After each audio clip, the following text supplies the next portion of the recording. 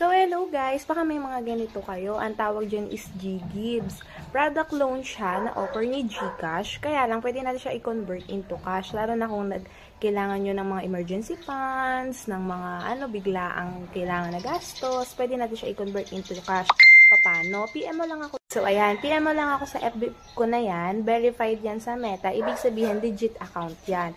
Open ako for video call and legit check. And pwede rin mag-walk-in dito sa amin.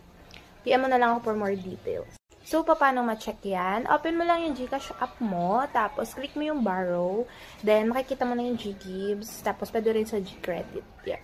Yan yung dalawang offer ni GCash na pwede natin i-convert into cash. So, ayun, ganito kapag may offer ni GGives.